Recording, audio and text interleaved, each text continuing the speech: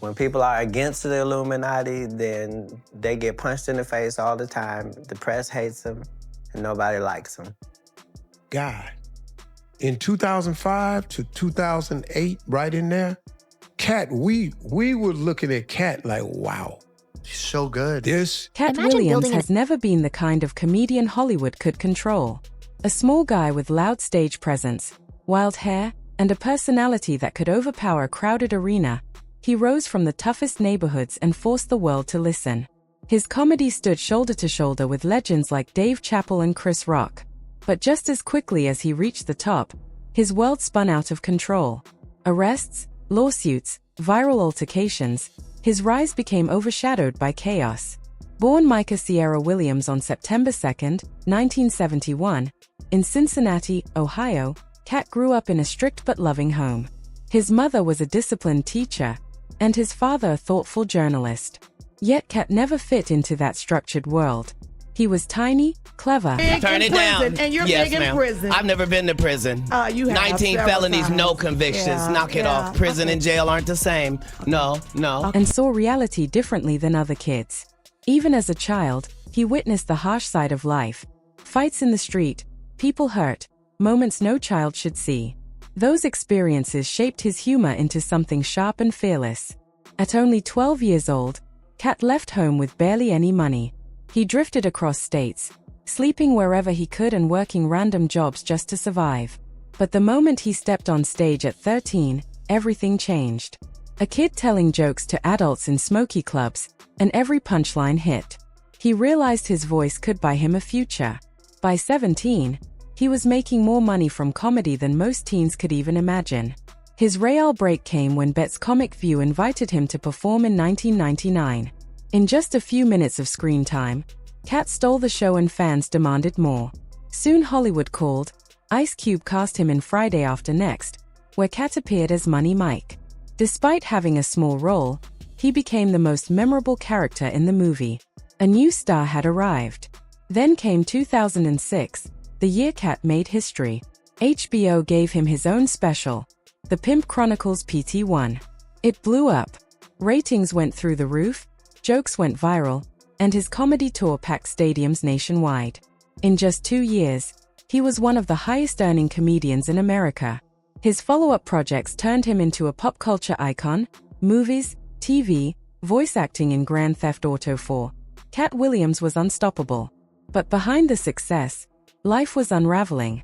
Late 2008, after a show in Atlanta, Katt was accused of attacking a man at a restaurant with a liquor bottle. Witnesses said the man provoked him, but Katt still faced a $3.6 million lawsuit. He stayed silent publicly. Reggie was a wild boy. Katt is a wild boy. Something happened where Reggie didn't make it home. He got ambushed, yo. Oh, I know that. A silence that worried fans because more trouble followed non-stop. His inner circle soon turned into enemies. In 2012, his own bodyguard filed a lawsuit claiming he was assaulted by people in Katt's home. The bodyguard said Katt stood and watched. Katt denied everything and called it a setup for money. The case quietly settled, but rumors spread.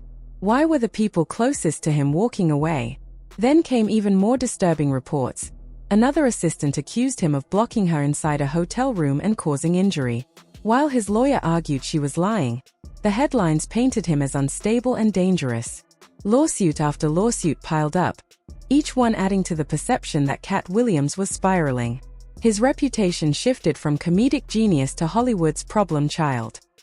Still, Katt never stopped speaking his truth. He called out powerful names, Kevin Hart, Oprah, Tyler Perry, claiming the entertainment industry rewards those who obey and punishes those who expose the system. Some called him paranoid. Others insisted he was courageous for refusing to play the Hollywood game. And tragedy didn't stay away either. During his Heaven on Earth comedy tour, a comedian working with him was killed in a horrible incident involving a former security guard. It fueled media narratives that chaos followed Katt everywhere.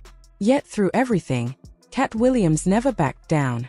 He rejected roles and scenes he believed crossed moral lines, even refusing to film a disturbing moment in Friday After Next, forcing a script change. When most celebrities apologized to avoid backlash, he doubled down on honesty. To Katt, comedy wasn't just laughs, it was truth-telling. By the mid-2020s, So you can't possibly respond to it. You're not sure of the meaning. And I'm going to continue hitting you because this is what comedians do. audiences viewed him differently. He wasn't just a performer anymore. He was a whistleblower exposing the hypocrisy behind the glitz. Hollywood feared his mouth more than his fists. His supporters believed he was being pushed out for refusing to bow. Every time Katt spoke, powerful people got uncomfortable.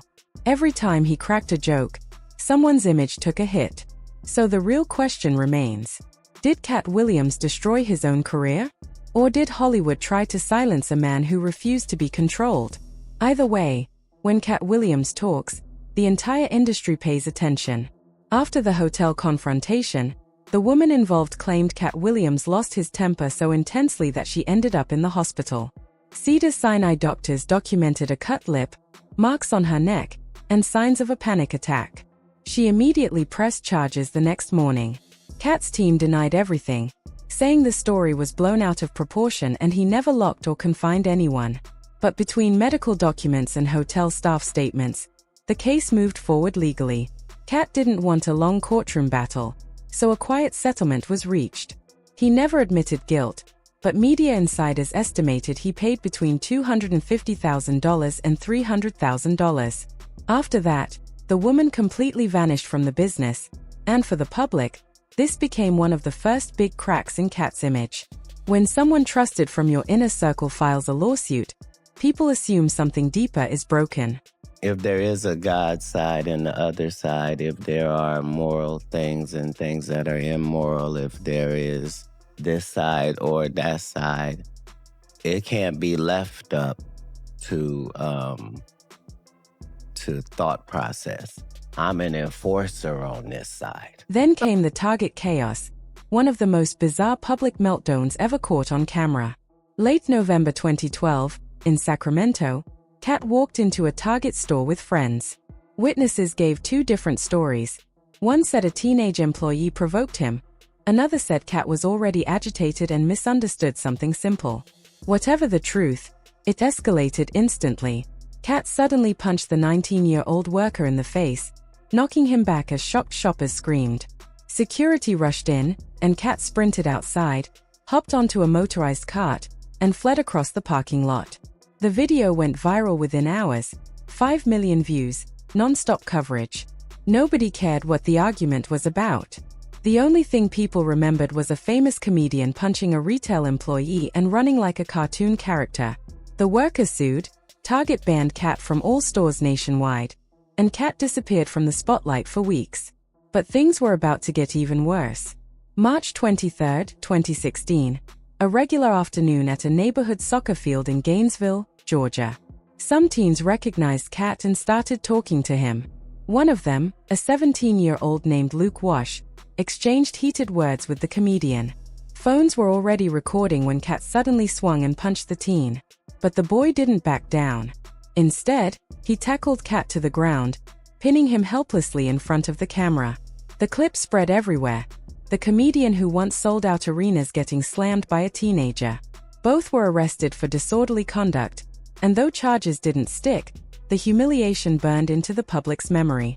Just weeks before that, another controversy. A man called 911 screaming that Katt pointed a gun at him outside a Walmart parking lot.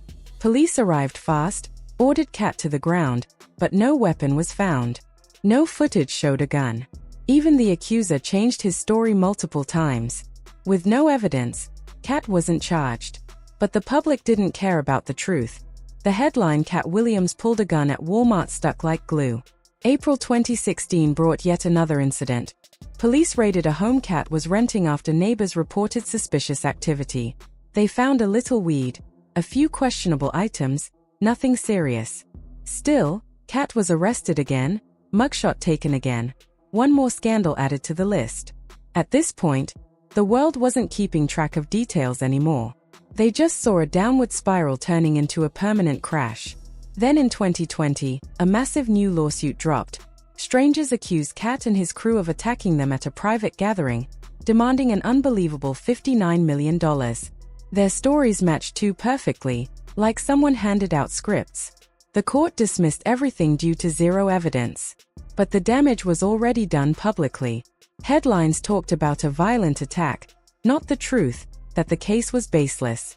Katt Williams didn't fall because he wasn't talented. He fell because chaos followed him everywhere, or maybe, as he claims, someone made sure it did. Over 20+ years, he was arrested, sued, mocked, blacklisted. Yet most accusations collapsed under scrutiny. Even so, the world kept replaying those viral moments over and over. But Katt never completely broke. Late 2016, he went back to smaller clubs, rebuilding from scratch. Audiences returned, laughing harder than ever. In 2018, Netflix gave him Great America, a comeback masterpiece. That same year, he shocked everyone with his dramatic performance in Atlanta, winning an Emmy. By 2022, another Netflix special put him right back on top. Sold-out tours, millions of fans, and a voice that refuses to be controlled. Behind the wild headlines and loud persona, there's a complicated man, a father of many children, someone who has loved, lost, and kept moving through storms most people would never survive. Katt Williams didn't just make a comeback. He walked out of the fire sharper than before. Still fierce. Still funny. Still unbreakable. Katt Williams has one biological son, but 9 more children he chose to raise, kids from tough situations, broken homes, and foster care. He took them in quietly, without turning it into a publicity stunt. The world sees him as wild and unpredictable, yet his kids know a caring, hands-on father who drives them to school and protects them from the chaos he faces outside. Even when lawsuits piled up and social media mocked him, he stayed strong because his children were watching. Financially, his career was a roller coaster. At his peak, he made millions from movies, tours, and specials. But non-stop legal trouble drained nearly everything. By 2018, some reports claimed he was close to broke. Homes gone, deals gone. So he rebuilt from scratch, touring non-stop, earning his way back without shortcuts. Now, he's worth around $10 to $12 million again. Not the richest in comedy, but proof of an unbreakable comeback. Katt Williams isn't perfect. He isn't polished. But that's why fans see him as real, a fighter who refuses to fold in an industry built on facades. Comment what you think below. Misunderstood genius or chaos survivor? Don't forget to like, subscribe, and turn on notifications for more shocking Hollywood stories.